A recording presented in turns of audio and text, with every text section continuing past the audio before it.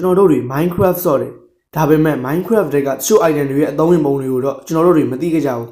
ဒီဗီဒီယိုလေးမှာတော့ကျွန်တော်က Minecraft ထဲမှာရှိတဲ့လူတည်နေပြီးတော့အသုံးဝင်စေမဲ့ item လေး၅ခုရဲ့အကြောင်းကိုပြောပြပေးသွားမှာပဲဖြစ်ပါတယ်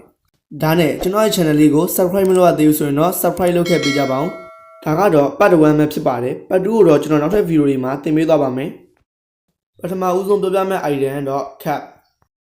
ကျွန်တော်တို့တွေ Minecraft ထဲမှာ unlimited ရေရအောင်လုပ်ဖို့ဆိုရင် water bucket နှစ်ခုလိုအပ်ပါတယ်ဒါပေမဲ့ကျွန်တော်တို့က water bucket တစ်ခုတည်းနဲ့ unlimited ရေရအောင်ဘယ်လိုလုပ်မလဲလုပ်မယ်ဆိုရင်တော့ water bucket တစ်ခုနဲ့ cap နှစ်ခုလိုအပ်ပါတယ်အရင်ဆုံးကျွန်တော်တို့ကမြေကြီးကိုဒီဘက်ကို2 block ဒီဘက်ကို2 block တူးလိုက်ပါမယ်ပြီးရင် block တစ်ခုကိုဒီနားလေးမှာချလိုက်အဲ့ဒီ block ချိန်ပြီးတော့ water bucket ချလိုက် cap နှစ်ခုကိုတော့ကျွန်တော်တို့ကဒီဘက်တော့မှာ cap တစ်ခုစိုက်လိုက်နောက်တစ်ခုတော့ဒီဘက်တော့မှာစိုက်လိုက်ပြီးရင်ခုနချထားတဲ့ရေကိုပြန်ခတ်လိုက်ပြီးရင်တော့ဒီ cap တွေကိုဖြတ်လိုက်ဒါဆိုရင်တော့ကျွန်တော်တို့ဘလောက်ခက်မကုန်နိုင်တဲ့ unlimited ရေကိုရသွားပါပြီ cap ရဲ့အသုံးဝင်ပုံကဒါပဲလားဆိုတော့မဟုတ်သေးပါဘူးကျွန်တော်တို့က cap ကိုပစ္စည်းတွေကြိုတဲ့အခါမှာလောင်စာအနေနဲ့လည်းသုံးလို့ရပါတယ်အဲ့ဒီလိုသုံးမယ်ဆိုရင်အရင်ဆုံး cap ကိုကြိုလိုက်ပါပြီးရင်တော့ကြိုပြီးရဲ့ကြီးခဏဆောင်လိုက်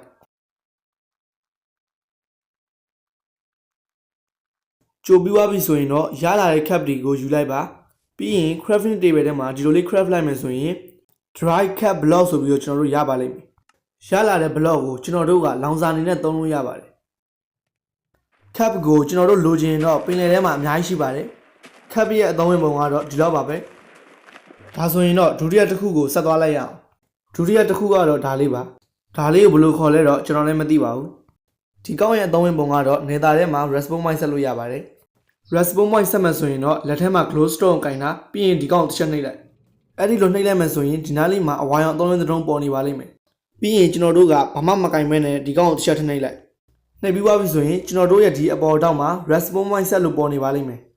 အဲ့ဒီလိုပေါ်သွားပြီဆိုရင်တော့ respawn point ဆက်လို့ပြီးသွားပါပြီဥပမာကျွန်တော်တို့သိသွားပြီဆိုရင်ခုနက respawn point ဆက်ခဲ့တဲ့နေရာမှာပဲပြန်ပေါ်လိမ့်မယ်ဒီကောင်ကအများဆုံး respawn point ၄ခါထိဆက်လို့ရပါတယ်ကျွန်တော်တို့၄ခါထိ respawn point ဆက်လို့ပြီးသွားပြီဆိုရင်တော့ဒီနားလေးကအသုံးကအကုန်ပြည့်သွားပါလိမ့်မယ်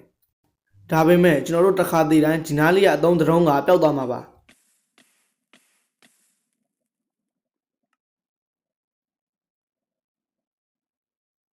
ကျွန်တော်တို့ဒီကောင် blue craft ကလည်းဆိုရင် crafting table ထဲမှာ glowstone 3ခုကိုအလယ်မှာထားလိုက် glowstone ကိုဘယ်ကနေရလဲဆိုတော့ nether ထဲကဒီလိုအပေါ်ဒီမှာရှိပါတယ်ကျွန်တော်တို့က glowstone ကို 6 step ပါတဲ့ pick နဲ့တူးလိုက်မယ်ဆိုရင်တော့ glowstone အသုံးလိုက်ကြီးပဲပြင်ရမှာပါ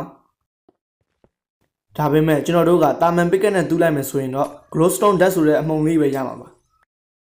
အဲ့ဒီ glowstone dust ကိုကျွန်တော်တို့က crafting table ထဲမှာဒီလို craft လိုက်မှ glowstone ကိုရမှာပါ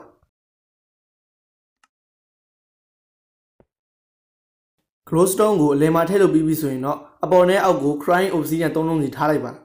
crying obsidian ကိုဘယ်ကနေရလဲဆိုတော့ pickling နဲ့ train တစ်ခါတလေရတယ်ဒါမှမဟုတ်ရင်လည်းဒီလို nether ပေါ်တဲ့အပြက်တွေမှာလည်းရှိတယ်အဲ့ဒီလိုထားလိုက်မယ်ဆိုရင်ကျွန်တော်တို့လိုချင်နေတဲ့ဟာကိုရပါပြီဒါပေမဲ့တစ်ခုတတိထားမှာကဒီကောင်ကို overwall ထဲမှာလုံးဝ respawn point မဆက်မိပါစေနဲ့ဒီကောင်နဲ့ overwall ထဲမှာ respawn point ဆက်လိုက်မယ်ဆိုရင် nether ထဲမှာအဲ့ဒီလိုမျိုးပဲပေါက်ကွဲသွားလိမ့်မယ်နောက်ထပ် item တစ်ခုကတော့ sign ရဲ့အသုံးဝင်ပုံကစာရိုက်ဖို့တစ်ခုတည်းမဟုတ်ပါဘူးဒီပြည့်နေရာတွေမှာလည်းအသုံးဝင်ပါတယ်ဥပမာကျွန်တော်တို့ဒီလိုနေရာကြီးကြာရင်အထက်ကိုဘယ်လိုဝင်မလဲဒီလိုမျိုးမှန်ခွဲပြီးတော့ပဲဝင်မလားအဲ့ဒီလိုဝင်မယ်ဆိုရင်တော့ဒီကနေရေထွက်လာလိမ့်မယ်အလွယ်ကူဆုံးနည်းလမ်းတော့ကျွန်တော်တို့ဒီနားလေးမှာ sign တစ်ခုထားလိုက်ဒါဆိုရင်တော့ကျွန်တော်တို့ရေလည်းမရှင်ထွက်တော့ဘူးအထက်ကိုလည်းအေးအေးဆေးဆေးလေးဝင်သွားလို့ရတယ်ဆိုင်းရဲ့အလုံးလုံးပုံကကျွန်တော်တို့ဒီလိုစီးနေတဲ့ရေရဲ့တဝက်လောက်မှာဆိုင်းထားလိုက်မယ်ဆိုရင်ရေရဟိုဘက်ကိုဆက်ပြီးမစီးတော့ဘဲနဲ့ဒီနားလေးမှနေရက်သွားကျွန်တော်တို့လာပါလဲအတိုင်းပဲဆိုင်းကိုဘယ်လို craft ကလည်းဆိုရင်တော်ချုံတစ်ချောင်းအောင်အောက်မှာထားလိုက်ပြီးရင်အပေါ်မှာတသား6ခုထားလိုက်ဒါဆိုရင်တော့ကျွန်တော်ဆိုင်းသုံးလို့ရပါပြီ